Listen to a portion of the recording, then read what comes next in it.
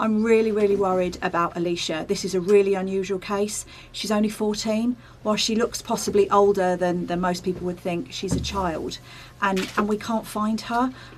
She's been missing since the 29th of September. The last known sighting we've had was on the 4th of October, so still that's 2 weeks, and that was at Kingston railway station with another girl and two young lads. So we're appealing today. We really, really are worried about Elisha. So anyone that's got any information, or the two boys that are with her, if they can come forward and just let us know where she is, and we will come and get her. So the other young lady has returned home now. She is safe and well, and obviously we're supporting her, but we don't know who the two boys were. You know, we don't, her friends look at those photographs, they don't know who those two boys are. So it's really, really important. This is such an important piece of information, and we've got no other lines of inquiry.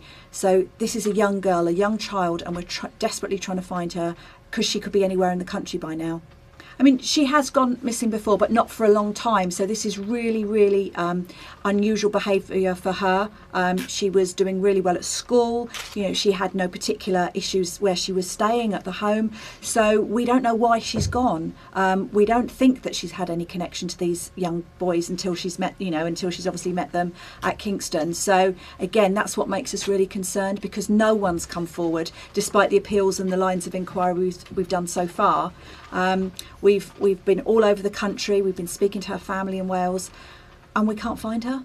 So it's quite unusual for us not to have a lot of posts. She has made one post to a family member, but again, that hasn't given us any information, and that was a long time ago as well, so we haven't had anything recent, and that's what makes us increasingly concerned around her safety. So she hasn't got a phone with her.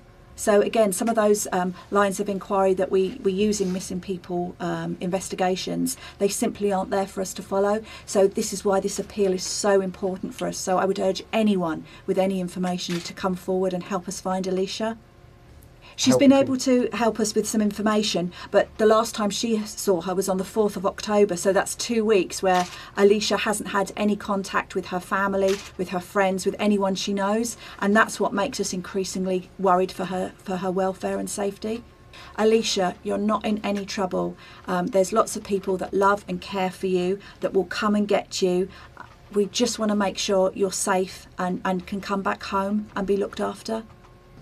She's just a typical 14-year-old girl. I've known her for some time. She's very interested in hair and makeup and stuff like that, but she's equally just as interested in, you know, hobbies. She loves horse riding, exceptional, very good horse rider. She loves animals and was always very interested in the animals that we've got. She was getting ready to start studying for her GCSEs at school.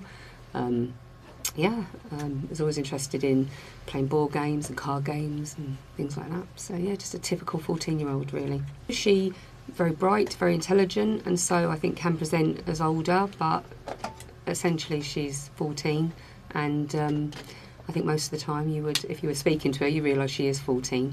She seemed to be very settled. I've known her for about 10 months, and she's a great character, very well liked, very involved in everything. There's lots of people that are really worried about her and really care about her, want to know where she is. For me, it feels out of character at this time, although historically I believe she has gone missing before.